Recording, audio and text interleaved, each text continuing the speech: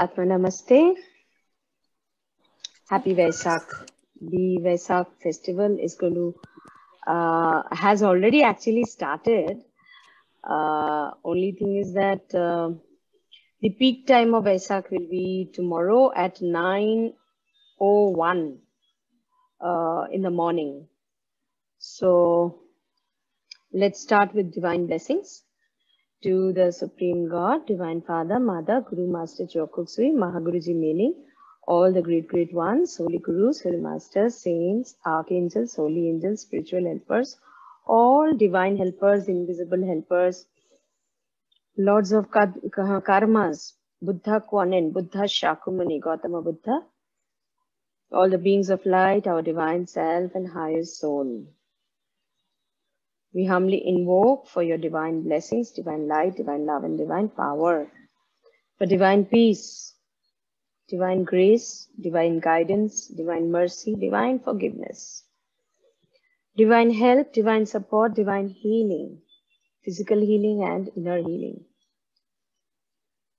for progress, growth, success, for abundance, prosperity, and materialization of all our dreams, desires, wishes, manifestation of our greatness and our life purpose.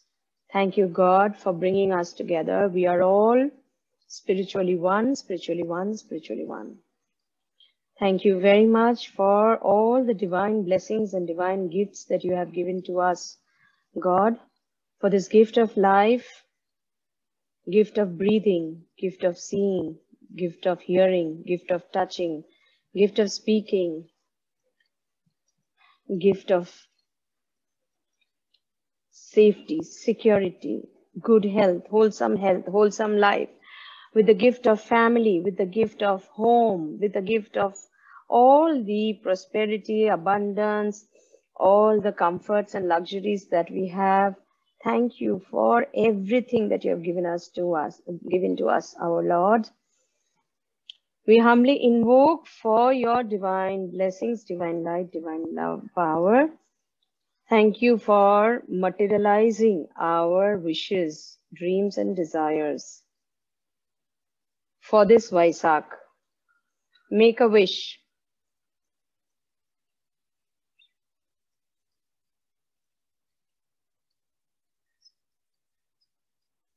Thank you for healing us completely on all levels, healing our lives and making our lives wholesome in this Wesak. Thank you in full faith. So be it, so be it, so it is.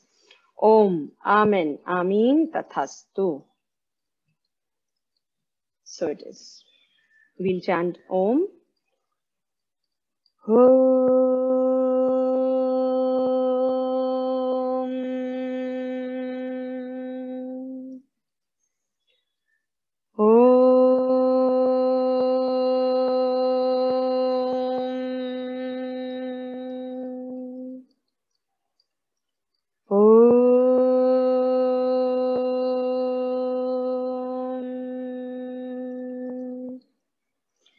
Chanting of the Om raises our vibrations, and then we'll chant Aum, which brings down the divine energy and flushes out all the negativities from our auras and our system. Aum.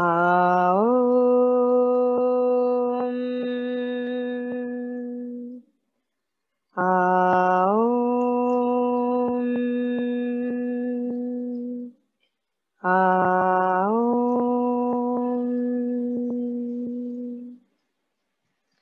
Atma Namaste to all of you. We will directly start with the Wesak festival because it's a long thing. It might take a little more time. This is just a moment.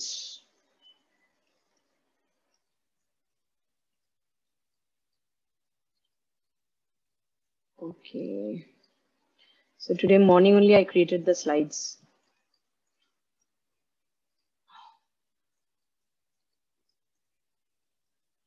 Okay. So the Wesak festival, you know, I had told you in the last full moon of Aries, that the spiritual festival goes on. The 3 full moons, the full moon of Aries, full moon of Taurus, and full moon of Gemini, These 3 full moons are called the spiritual festivals, where most of the world teachers and holy masters have taken births. We know there is Janmashtami, Lord Krishna was born. There was Lord Jesus. He has left his body. Easter is there during this time. Mahavir was born as of date yesterday. Lord Buddha is born during the Purnima of the Wesak Purnima. So the world teachers usually take birth at this time because it is the time of planting of seeds. As you remember, in Aries full moon, Taurus full moon, it is growth and manifestation. And Gemini is distribution, meaning the fruits are given. So the Vesak festival is during the Buddha Purnima. It does not matter what religion you follow. Jesus was not Christian. Buddha was not Buddhist. Muhammad was not Islam. He taught Islam, but he was not Muslim. Right? Mahavir was not Jain. They have taught universal truth, universal knowledge. That is what they have given.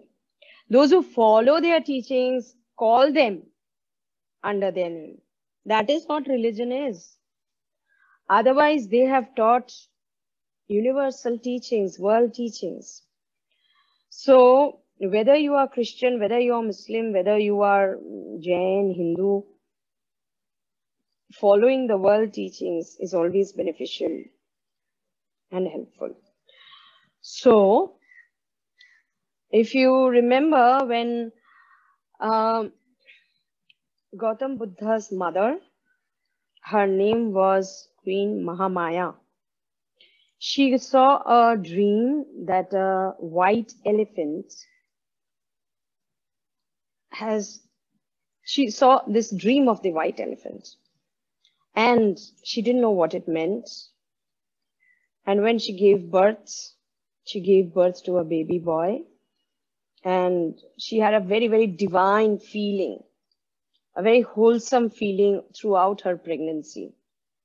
The white elephant represents, in the basic chakra, the root chakra, which is the chakra of survival, which is the chakra of manifestation, the energy center at the bottom of the spine. That is the center of manifestation, the center of survival. There is, in the symbol of the root chakra, there is an elephant. So elephant, as it is, symbolizes prosperity, abundance, materialization, manifestation. And when it is white in color, it means that it is a divine being which is coming into her womb. The divinity, the purity, that is what it meant. So Gautam Buddha was born. When he was born, his father and mother, king and queen, took him to a great saint for blessings. And the great saint told the king that either this boy will be a great king or this boy will be a great saint. And he named the boy Siddhartha. Why Siddhartha? Is because he said he is born with lot of siddhis. He's empowered with lot of divine powers. So what the king did, when he heard this, obviously the king wanted him to grow and become a great king like him.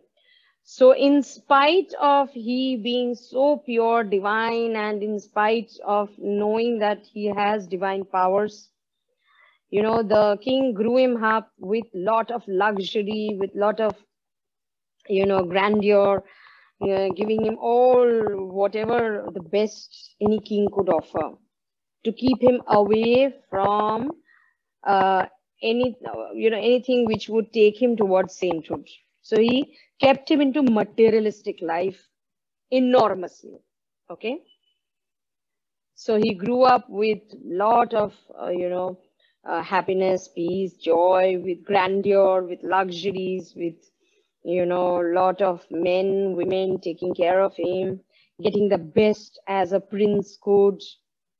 But as he grew, what happened was, when he grew up, he got married also to a princess, in a very grandeur way. So he had the best of life that one could dream of. But at the age of 29, suddenly he encountered in 4 different situations, 4 different incidents. So 4 different, things he saw. One was he saw a sick man. He saw an old man. He saw a dead man. And then at the end, he saw a monk. These 4 things that he encountered changed his life. He did not know that, one grows old. He did not know that anybody can fall sick. He did not know that anybody could die. And he did not know who is a monk. What is a monk? He was growing up in luxury, so he never knew that there could be, somebody in this. So he started questioning himself. Who am I? What am I born for? And what happens to me after death? So continuously he was thinking, and he was drifting away from materialistic life. Finally, he went to this cave. I have been to this cave not once, but many times. From Bodh Gaya, this is about 25 kilometers away. There is a small mountain, and on top of the mountain, there is this cave in which small room. Actually, this is the real statue in that cave, which is kept now. So he meditated there for 6.25 years, meaning 6.25 years. He meditated one-pointed, absolutely focused, without anything, no food, no drink, nothing. Only sometimes the monkeys used to, come over there. The animals used to come, sometimes maybe drop some water on him or whatever. But he did not consciously eat or drink. So his body was reduced into skeleton, as the statue shows. He actually became a skeleton. And he meditated on who am I? Why was I born? What am I supposed to do? And where will I go after this? These 4 questions. At the end of 6.25 years, he came out of the meditation. He did not find anything, no answers. And then he fell, so he had become so weak that he fell on earth and he was not being able to move. Then this lady, she was from the lowest caste. That time there was caste system. From the lowest caste, her name was Sujata. Okay, before that, when he meditated, of course, there were a lot of temptations. Of course, his body was feeling hungry. He might have felt sleepy. He might have felt that, let me leave and go, and lead the luxurious life. Those temptations were trying to tempt him, but he was one-pointed and focused that I'm going to achieve what I have started. And so none of the temptations, he did not give in to any of the temptations, and he continued. Okay. And then when he fell, almost very, not sick, but very hungry and weak, Sujata offered him some porridge she had made out of milk.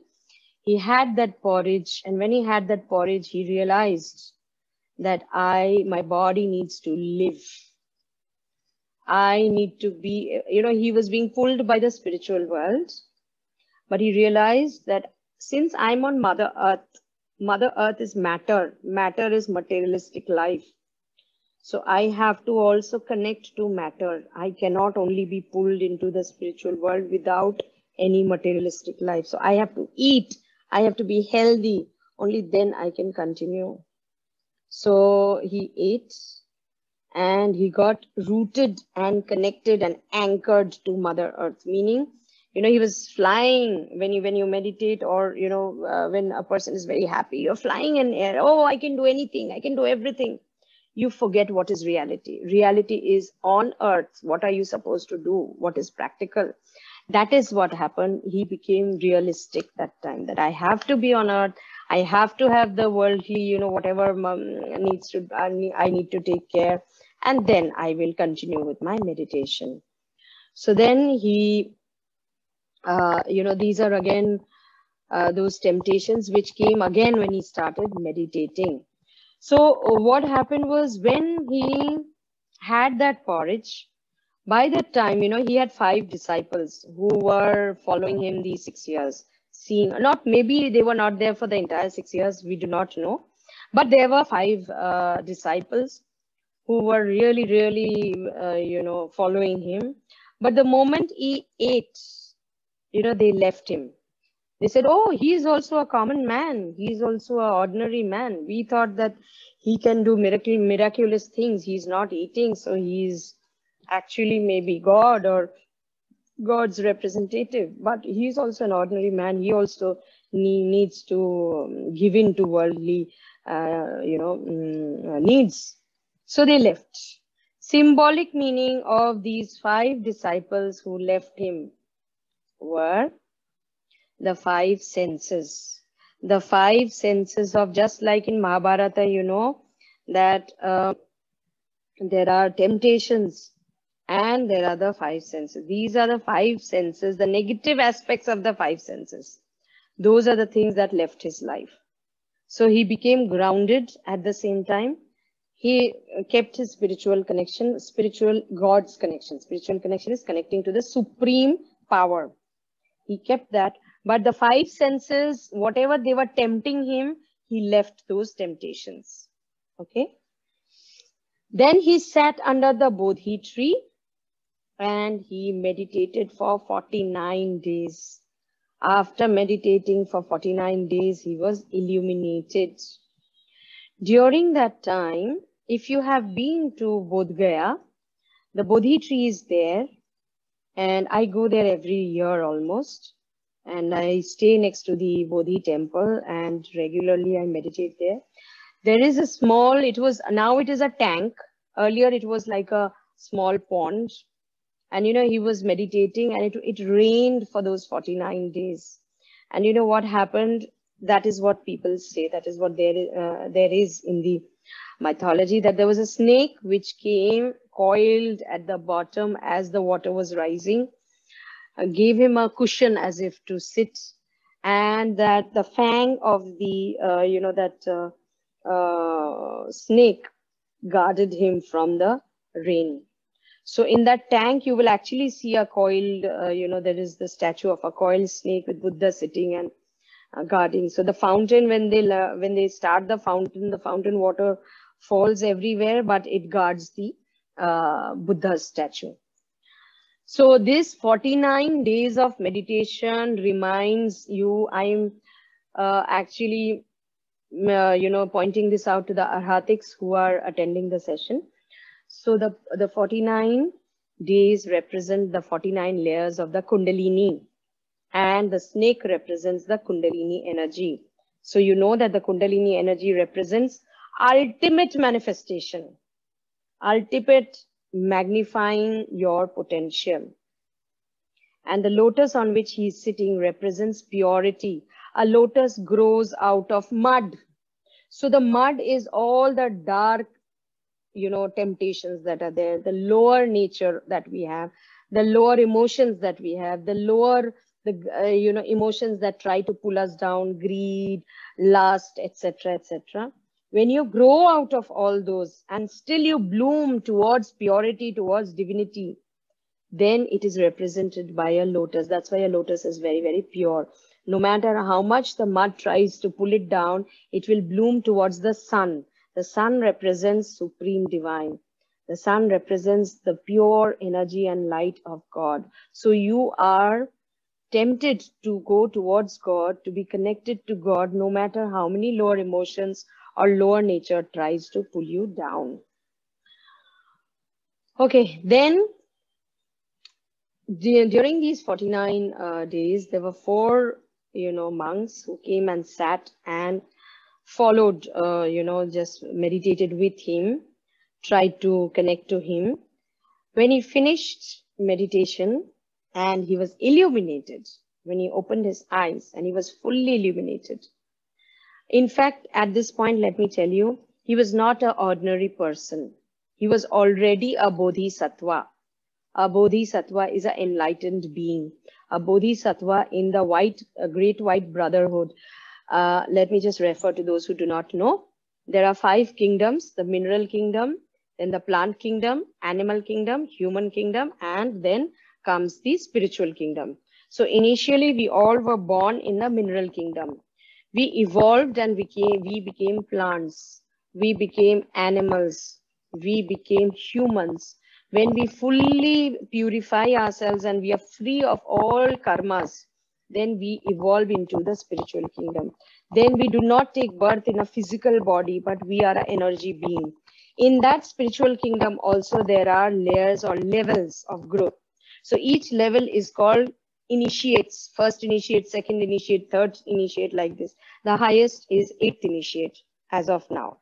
And he was already born, when he was born, he was already a seventh initiate. Okay, he was already a bodhisattva. So it's not that he just got illuminated in 49 days. His growth had already, just the graduation ceremony was required. Those last 49 days maybe was the last test that he had to pass. So when these four disciples, when he got fully enlightened and illuminated, and he gave the first sermon to these four disciples, instantaneously these four disciples became arhats. Those who know, we are arhatic practitioners, right? So what is an arhat? An arhat is a spiritually evolved person who is free of all impurities, free of all negative karmas. Karma is all negative thoughts, negative words, negative action. So when you're free of all those, you have purified yourself and gone beyond it, then you become a arhat. Arhat is also in Hinduism or in Sanskrit, it is called Paramhansa. Paramhansa means you do not need to take birth. It is up to you. That soul will decide, okay, I want to take birth. Let me go to earth and teach people. Let me give some world teachings. Then that Paramahansa, that Arhat, that world teacher, that great being, that Bodhisattva takes birth and comes into earth. So Jesus was Arhat. Ramakrishna was Arhat. Sai Baba was Arhat. Muhammad was Arhat. Gautam Buddha was Arhat. Who else? Any world teacher that you can think of is an Arhat. Master Chokok Sui was an Arhat. So when you are going into that path of purity, those who are Arhatic Yogi practitioners, you have entered into the garden of Arhats. You're not an Arhat. You've entered into that garden. You are higher from, your level of consciousness is higher than commoners. You are practicing purity intensely.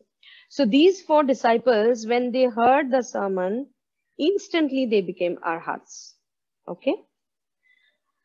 Then he started teaching people from all over the world, of all, irrespective of caste, creed, religion. There were kings, there were monks, there were ordinary people. He taught everyone, whoever wanted to learn and, wanted some kindness, some teaching, some understanding, because his teachings were very, very simple, relating to life, right? So he started teaching. So what did he teach? He taught the Four Noble Truths. What are the Four Noble Truths? The first noble truth is life has inevitable suffering, meaning that there is suffering in life. There has to be suffering in life. We cannot, nobody can say that I have no suffering. Life inevitably has suffering. Second, but this suffering has a cause. There is a cause to our suffering. So the suffering is the effect. The cause is somewhere else. So if you want to change the effect, what you need to do? You need to change the cause. If you change the cause, your suffering will go. So suppose, giving you example, you have hit your child. That was the cause. Your child is crying. That is the effect. So the suffering caused is the child crying. How you can change that suffering? You go to your child, hug him, love him, kiss him and say, I'm sorry. You see, you have done this mistake. You've done this wrong. You should not. Otherwise, this will happen. You explain. And the child understands. And again, the child is smiling. So you have eradicated suffering, right? So that is noble truth number 2. Noble truth number 3. There is an end to suffering. That's the good news. You can end the suffering, right? So as I gave you the example, you can end, you just change it. You make a new cause which will give the best effects and you can change suffering. So if you are, for example, if you are not keeping good health, just reform your life. Maybe your food habit is wrong. Maybe you're not exercising. Maybe you're not taking proper prana or proper, healthy, you're not in a healthy environment. So you change that. When you change that, your suffering will end. Right? And what is coming to my mind, I'm just sharing this change.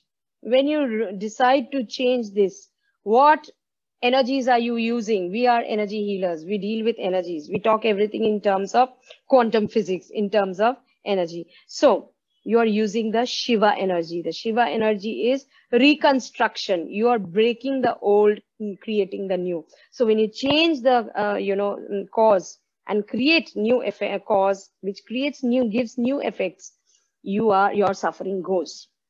The end of suffering is contained in the Eightfold Path. How will you change the suffering? That is what subtitles he has given, sub-teachings he has given. That is in the Eightfold Path. Okay, how you will end your suffering. Let's see. The Eightfold Path says, right view, right intentions, right speech, right action, right livelihood, right efforts, right concentration, and right mindfulness. These 8, if you follow, your suffering will go. Such realistic teachings. Let's see what it means. Okay. Right view. Right view means, giving you example. Let me, very easily try to explain. What you are seeing, you see clearly. If the sky is blue, you see the sky blue. So your perception about the sky is blue. If you do not have right view or right perception, if you think, a blind person may think that the sky is always black. Is that true? That is not true. What is true? That is what you see. That is what you understand. When you understand the truth, that is accurate perception. And when you have that accurate perception, the right view, then what happens is you can take right decision. So, for example, how I understand and I explain is we all have an invisible spectacle or glass that we wear. If I am wearing a crystal clear glass, I am seeing everything accurately. I am having a right view of everything. If I am wearing a red glass, everything I see is red. If I'm wearing a dark glass, I'm seeing everything dark. If I'm wearing a whatever. So, giving you realistic understanding, you will see some people, they are very, very negative. In everything they find negativity. Even if, they get money, for example, they win a lottery and they say, I have won a lottery, but I have to give away tax, yaar. They are going, suppose somebody is giving you a holiday. I'll go, but by aircraft, if something happens, if there is a air crash. So in everything they see negative. What glass are they wearing? They are wearing a dark glass. Even if you tell them good, they will find a fault. So always they are finding fault. When they are finding fault, means their mind is not clear. They do not have accurate perception. Their view is not right. So when they give any opinion, you should not do this. If they say, know that they are saying wrong. Because they do not have accurate perception. They cannot see green as green. They cannot see blue as blue. They cannot see good as good. So if you want to stop your suffering, you have to develop the right view and the right perception you need to have. Okay. So, right intention. Once you accurately see, then you know what to do. Your intention is right. You can take correct decision then. Okay. Then, oh. So when you can see correctly, accurately, you know that there is a flood. The water is rising. If you have accurate perception, you will know that this water might rise and get into my home. So what will you do? Your intention then will be to empty your home, remove all whatever is there, so that, if by chance water comes in, if the flood rises, you will be protected. Or maybe you leave that place and go to a higher place. You see that the water level of the river is rising.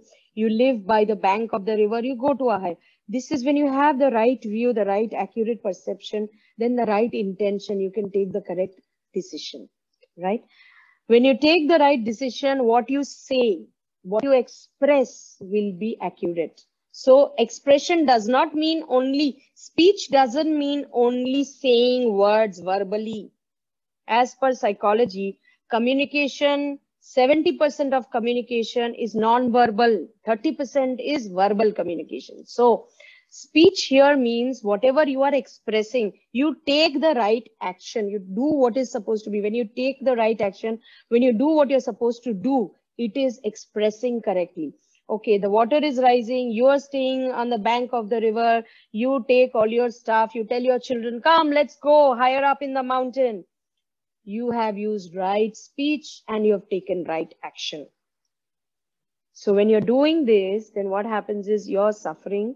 You are creating a cause to end your suffering. Okay. So correct expression, how will you express whatever you are doing? You're doing with loving kindness. You should have the love also in it and kindly do it. That kindness will also have love in it. Okay. Then every action that you're doing, it is with the intention of not injuring anybody, including yourself. Because if you have by chance the intention of injuring anybody, then what will happen is it will cause suffering again.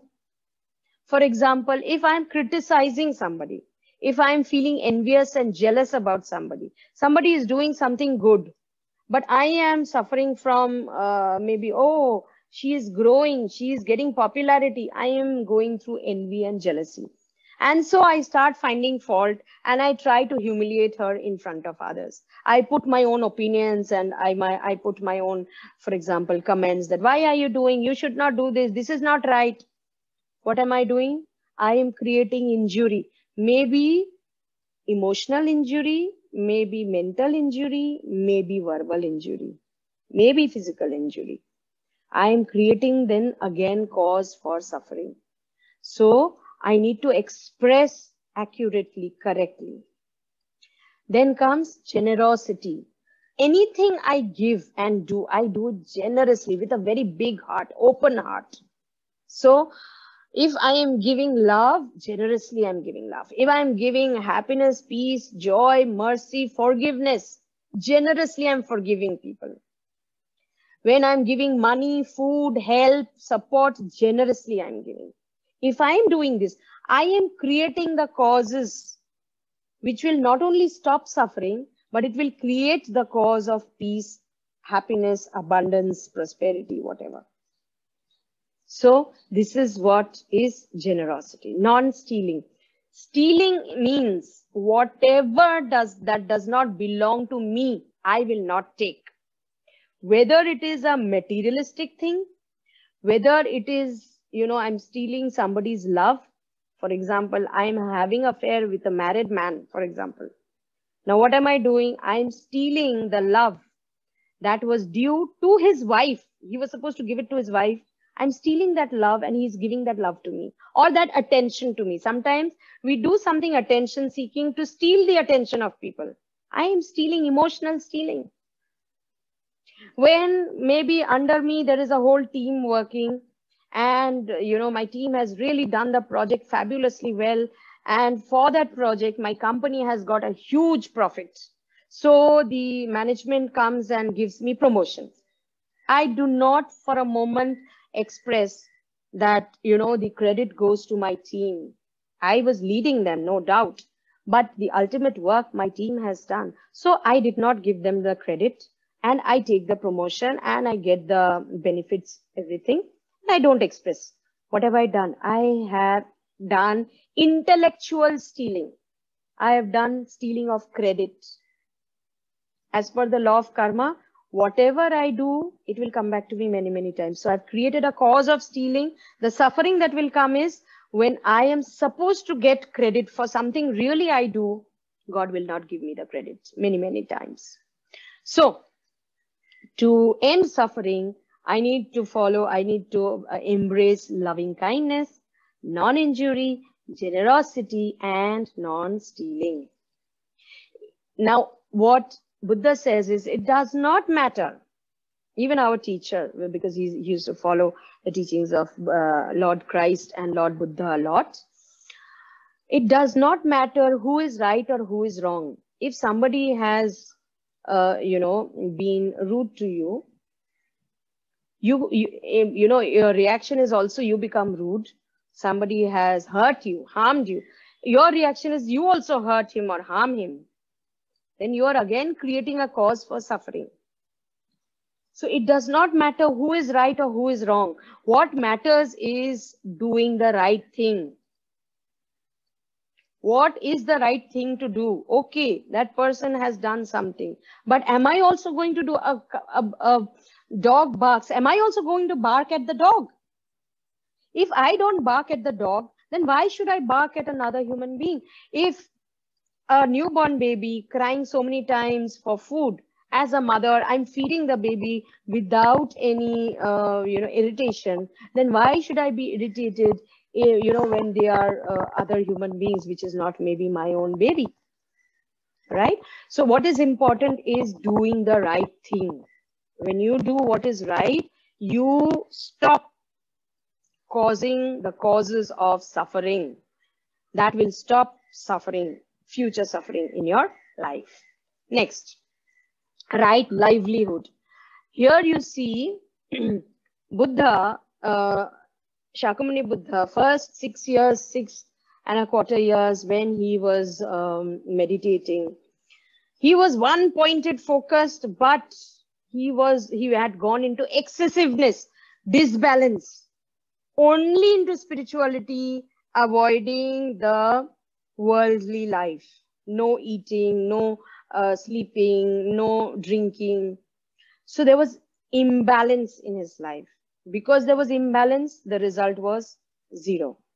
Not zero really, but whatever he wanted to achieve, he could not.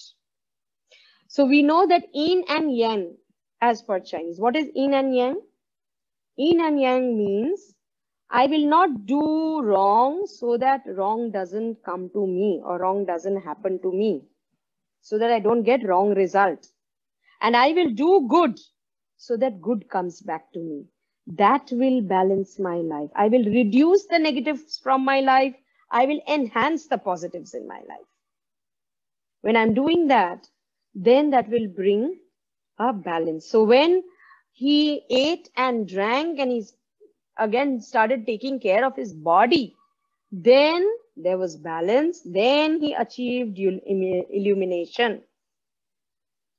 So that is what it means, moderation and non-excessiveness. Moderation is you are moderating everything. You are in the middle path, not going to the extreme right or extreme left. You are keeping everything in balance, moderation and non-excessiveness. Excessive, you're not excessive in any. So suppose, you excessively watch television, you excessively drink, you excessively eat, you have excessive habits. Does that give you good results? Does it not bring suffering in your life? A person who is addiction of smoking, does he not have heart problems? Excessive drinking, does he not have problems? Excessive whatever, does it not bring suffering to your life? So I need to stop that excessiveness and balance my life with moderation, moderating my habits, regulating my life. So all religious, scriptures teach the same thing, right livelihood. That is, what is right livelihood? Leading a pure life. Pure life means divine life. Divine life means spiritual life. Spiritual life doesn't mean that you go to the temple or the monastery or it's not necessary that you have to go to a church or a temple every day and go and then just, bang your head, God, God, God, God. Doesn't mean, that's not needed. I mean, that's not compulsory. You go, that is fine. But you are leading a pure life, a life which is in divine order, pure order. When you are leading that, obviously your sufferings will go. Next, right effort. So right effort means you are actually making efforts to stop the suffering. How? You are purifying yourself. How do you purify yourself? By, in our arhatic practices, we are doing character building. Character building is we are eliminating our weaknesses. We are enhancing on our strengths. So whatever is negative, we are plucking them out and throwing it out of our lives. Whatever is good, we are planting those seeds of goodness in ourselves, in our mind, in our body, in our soul. So that is making efforts to stop suffering from your life. Next, industriousness and non-laziness. I will confess, I am very, very lazy to do exercises. I don't know, maybe there was excessiveness in my childhood, because when I used to swim, I started swimming at the age of 2. And then my first national games was at the age of 10. By the time I was 10 years old and I participated in the first national games, I was swimming 7 hours a day, 3 hours in the morning, 4 hours in the evening. In between, I used to go for my mountaineering. When I used to go for mountaineering, 2 months, 3 months, I used to be away completely in the mountains. I used to do my dance classes where rigorously I used to dance, that would be twice or thrice a week. There was so much of physical exercise and physical, things I used to do at that point of time. When I actually, after my university, my last swimming that I participated was when in university times, when I became university blue. After that, I stopped swimming. Mountaineering did not go so extreme at that time. I would not go for expeditions and all. But yes, I used to go for maybe a little bit of, of course, holidays and traveling I used to do, not maybe expeditions or trekking that way. And dance also, rigorous dancing I had left, I used to do moderately. So that excessiveness maybe made me avert to physical exercises. And now I just don't like exercising, which is so bad. Even though when we do meditation, you are supposed to do exercise before and after. I am so lazy to do those physical exercises, but that is causing suffering in my life.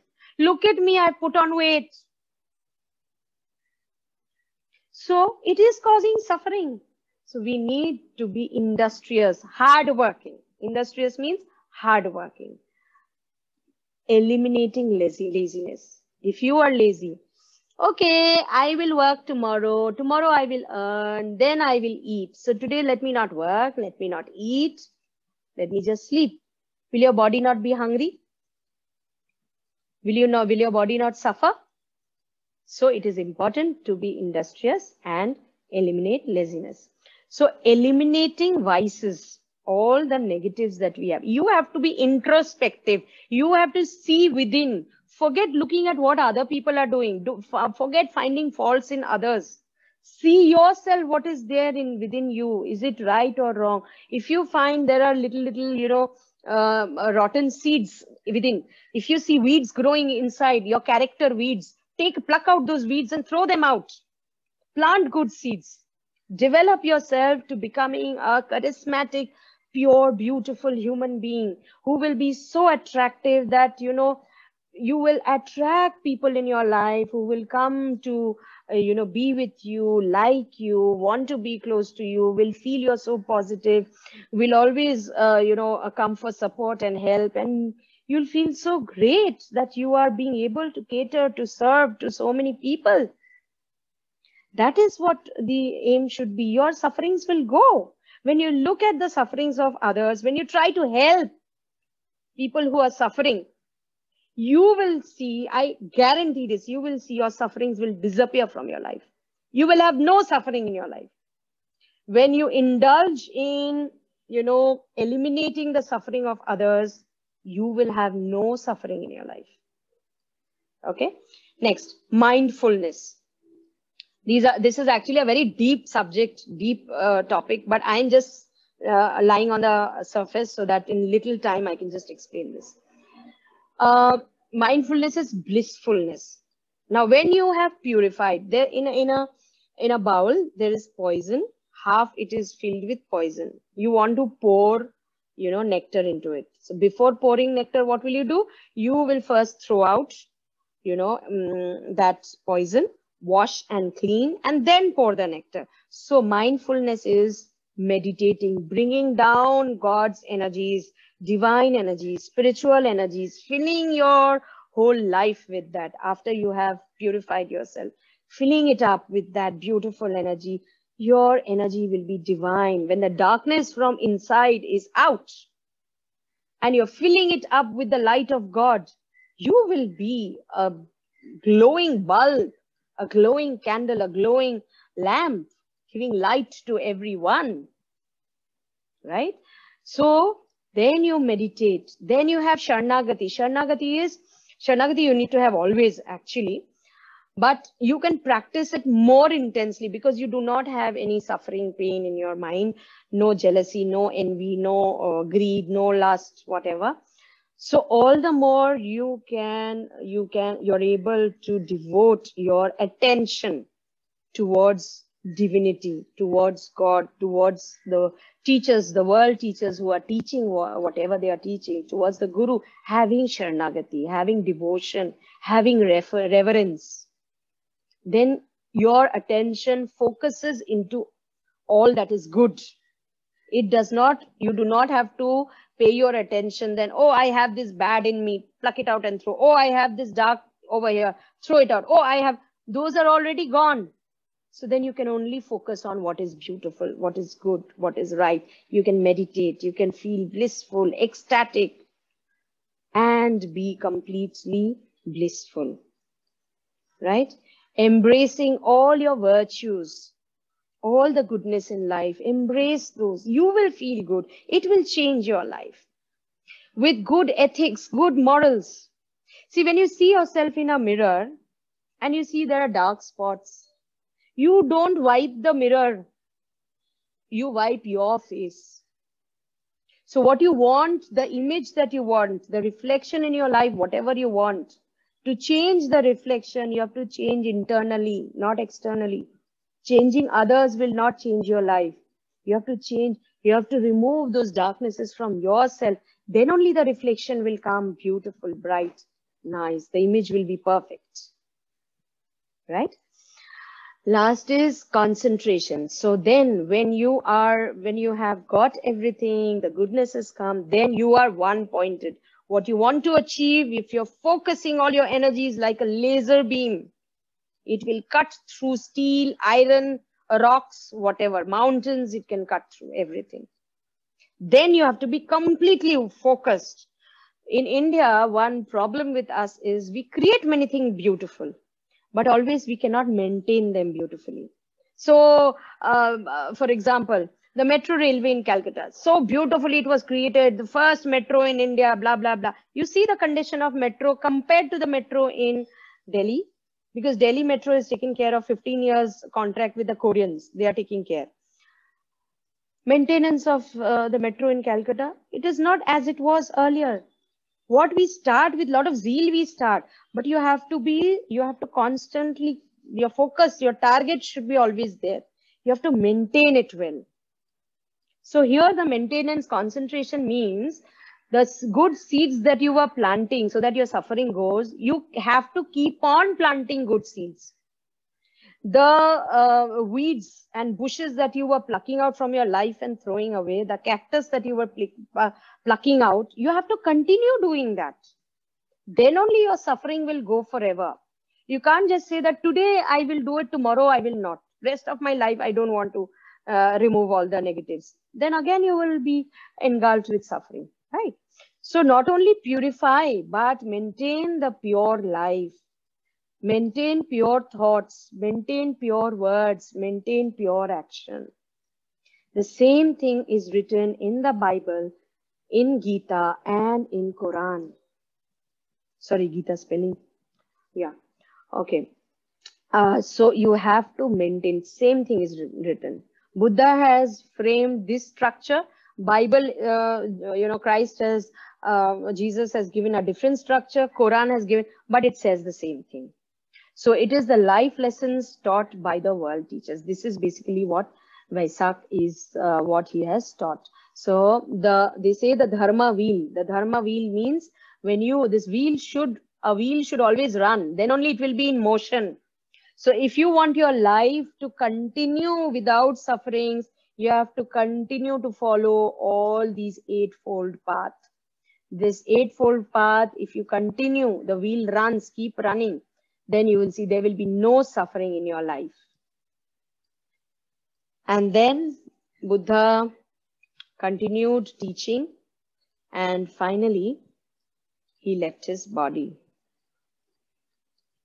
So when he left his body, he promised during that time that I will come on the Buddha Purnima every year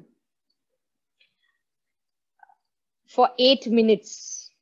The peak of Buddha Purnima, he comes. He does not come in a physical body because he does not have a physical body. He is a pure being, pure energy, the pure soul, pure energy with light, with consciousness. So he comes near the Mother Earth and radiates his blessings and his energies of peace, love, healing. He heals Mother Earth, all the beings living on Mother Earth. This 8 minutes is the most precious 8 minutes of the whole year, because the maximum healing happens during Wesak Purnima. That is why it's the biggest or highest spiritual festival that can happen on earth. So he comes and he blesses and heals everyone. He comes in an energy body. He does not come in a physical body. And he blesses Mother Earth. He blesses all the living beings. And the living beings, if they are aware, if they are conscious, if they are pure, they can embrace and they can absorb that pure energy very easily. If already the glass is full, even if you pour, Buddha only has said, you empty your cup before you pour more tea. So if it is already full, you can't empty. That is why we need to purify before the Wesak Purnima. We keep on doing purification before that. Why? Intense purification, I'm talking about. 7 days intense purification we do. 1 month intense purification we do at this time, so that all our weaknesses are reduced to the maximum. So that when this healing energy comes, the cup is already half full maybe. It's not maybe fully gone, half full, so that it can be filled with these energies of Buddha and it can heal our life. So there is a place near Mount Everest in Tibet, which is called Shambhala. There is a question whether Shambhala is really existing on Mother Earth or not. But this place over there, all very, very highly evolved monks, they go there on this Buddha Purnima, where Buddha actually appears. He appears in this way. So he comes on during this full moon. He comes at the peak time for 8 minutes, and he looks like a light sitting in this form that you see over here. He actually, it's a light in the shape of Buddha sitting with blessing, and light pours down. It pours down, and there are 3 more light beings which are over here, which monks have actually experienced and seen. So these 3 are 3 more very highly evolved beings. And these 3 beings are, one is Manu, one is Christ, and one is Mahachauhan. These are 3 initiates in the spiritual kingdom. They are very high initiates or high beings. So he passes on his energies to them. And then if he is 1000 watt bulb, these are maybe 500 watt bulbs. So they work as a stabilizer. They reduce the power and then they give it out to the monks over there. So for 8 minutes, it is radiation of light that comes down. The monks go there with their bowls filled with water. You know, those who are pranic healers, you know, water dissolves energy. So that divine healing energy comes down into that water, it dissolves. Of course, they are absorbing at that time, meditating. So it comes down into that water. Later on, they keep that water as a blessed water. And whenever somebody is sick, they use that water to give it. Even we do that. We take a bottle, we get it energized during the peak of the full moon. And that water, we keep it for a year. And whenever somebody is not well or something, we give that healing water, which actually heals the body. And we also drink the water, right? So what we do, our school, World Pranic Healing School, what we do is if you see the previous image over here, you can see a star, right? There is a star formed, the 9 star, it's called. There is a pattern, there's an energy pattern that people make. They connect these energies, you know, in that form, so that that can radiate to all the people on Mother Earth. We tune into that. We tune into that energy over there in the Shambhala, and we bring down that energy. And then we, as we bless, as we pass on that energy, we give it to all the beings of Mother Earth. So we are just channels. That's what we do. So all the holy masters at this time, they all come together and they bless Mother Earth. This is the Kailash Mansarovar, if you know. They all come together and they radiate that healing energy into all the living beings of Mother Earth. So this is actually what happens. They form the star through the 3 beings, the 3 great beings. It comes down to the star. From the star, all the monks and the highly evolved spiritual practitioners, they get it. And other spiritual practitioners who cannot be present physically in that area, we all tune into Shambhala at that point of time and bring down that energy. So this is how it looks actually. It looks illuminated, filled with stars and bright lights. Amazing it is, absolutely amazing it is. So it sparkles with light, it sparkles with healing, it sparkles with energy. So if you see over here, when we were doing the suffering slide, if you see accurate perception, then loving kindness, non-injury, generosity, non-stealing, moderation and non-excessiveness, industriousness and non-laziness. These are all the virtues that we deeply practice in when we become arhatic. Loving kindness, non-injury, generosity, non-stealing, honesty, it is not restricted to Buddhism. It is there in every religion. It is, these 5 are there in the Yoga Sutras of Patanjali. If you read, you will see all these yama, niyama. It's all these 5 are there. It's like 5 fingers which form the hand. The hand has strength. If you hit somebody with 1 finger, it will not have strength. If you hit somebody with the full palm, it has strength. It will actually hit and the person will be hurt. So when you build all these together, you have power. To eliminate suffering from your life, you need to practice these regularly.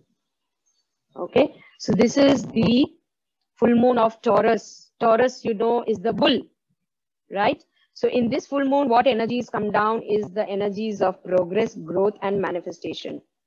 This is what the energy comes down. I'm not going into anything else. So the constellation of Taurus looks like this. In fact, in the previous also, you see, it looks like this. There is, the zodiacs are named because the constellations form the pattern of these animals. So the constellation, the stars are actually like this in the sky during the full moon. So if you see the zodiac cycle, the polar opposite, North Pole has the opposite South Pole, right? So in the zodiac cycle, the opposite pole of Taurus, if you come down, is Scorpio. So these 2 are related. Every opposite pole is actually related to each other. Okay. So the Scorpio is associated to sex energy. What is sex energy means? Sex energy means procreation, creativity. It creates life, but it is lower creation. Why lower creation? Anybody can give birth, whoever is physically fit. Whether it is an animal, bird, whether it is human beings, anybody can give birth. So the sexual energy is lower creativity energy. Taurus, the opposite is manifesting the highest. When can you manifest? When this lower creativity energy, you pull it up to Taurus and you use it to manifest your potential. That is why these are opposites. So you are converting the polar opposite. When you go, you can embrace the powers of the Taurus full moon energy. This is again the same thing I've just given.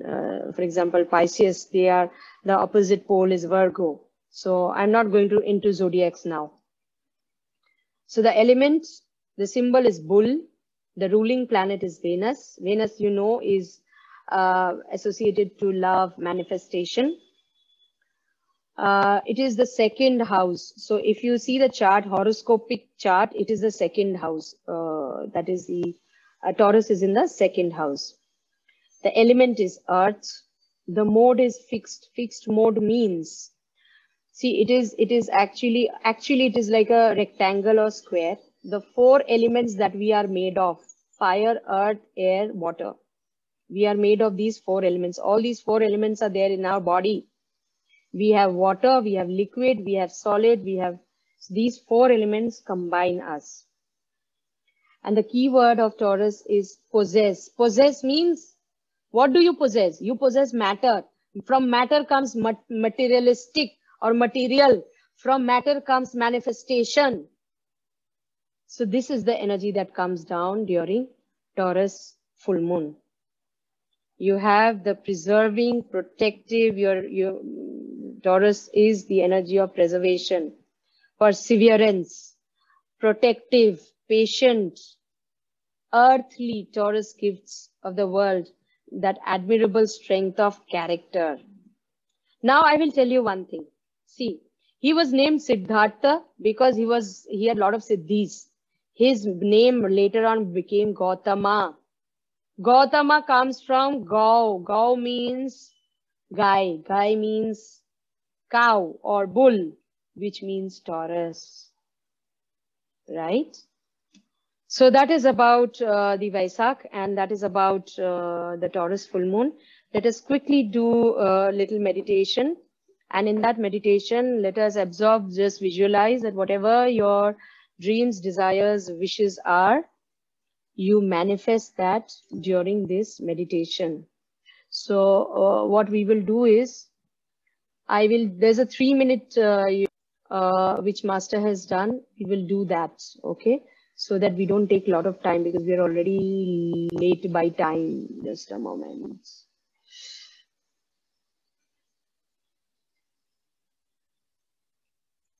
Okay, we will just do that. 3-minute meditation. Close your eyes, center yourself.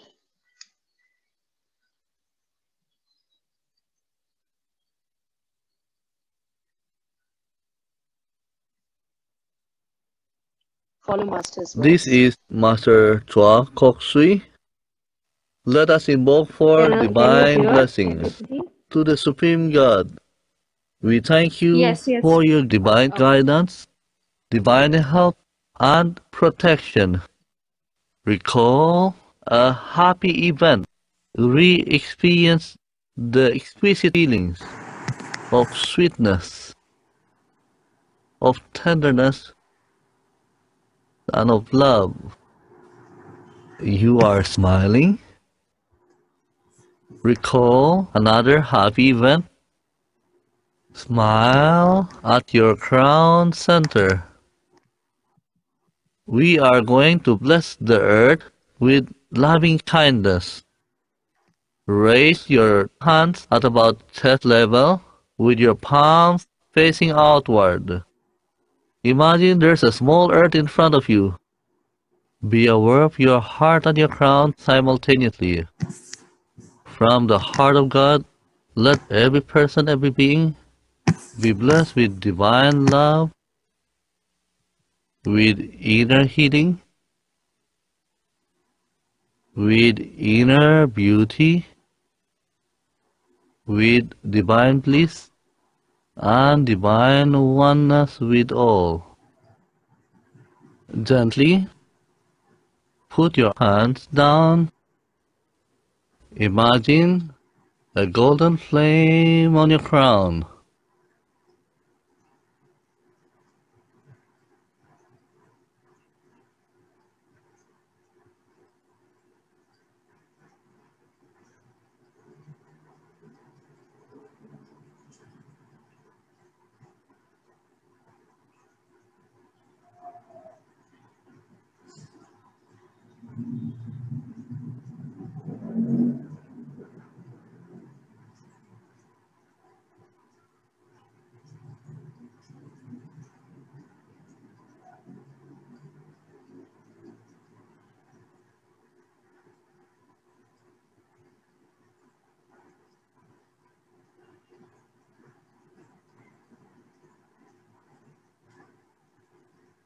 Imagine the small earth in front of you.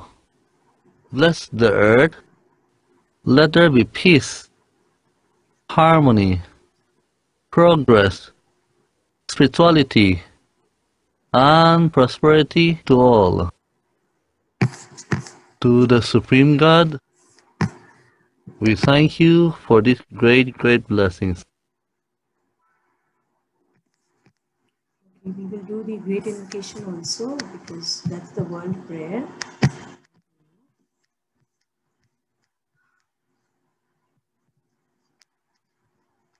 So take your hands in blessing position. The great invocation. Please raise your hands to release the excess energy. Be aware of your crown, your hands and your feet. From the point of light within the mind of God, let light stream forth into the minds of every person, every being. Let light descend on earth. Please concentrate on your feet to release excess energy. From the point of love within the heart of God, let love stream forth into the hearts of every person, every being. Let love descend on earth. May the great messenger of God return to earth. From the center where the will of God is known, let purpose guide the wills of every person, every being. The purpose which the holy masters know and serve. Let goodwill and the will to do good descend on earth. Concentrate on your crown, your hands and your feet, especially the feet. Concentrate on your feet, please. Release the excess energy. From the center, which we call the human race, let the plan of love and light work out. May it seal the door where evil dwells. Let light, love, and power descend on earth. Manifest the divine plan on earth. So be it, so be it, so be it. Let us do a thanksgiving to the Supreme God, Divine Father, Mother, Guru Master, Chatursi, Mahavira Healing, all the great ones, Holy Gurus, Holy Masters, Saints, Archangels, Holy Angels, Spiritual Helpers, all divine helpers, Lords of Karma, Buddha Kwanin, Buddha Shakyamuni, all the Bodhisattvas, all the beings of light, our divine self and higher soul. We gratefully thank you for all the blessings, all the teachings, all the healings you have given us today during the session. We are super receptive, super conductive, and super grateful. We deeply, gratefully, permanently accept, absorb, and fully assimilate all these divine energies, divine blessings, and divine healings on all levels now. So be it. Thank you, God, for your miraculous healing, for your miraculous blessings. Thank you in full faith. So be it. Om. Amen. Amin. Tathastu. Ati namaste. I hope you Namaste. enjoyed the session.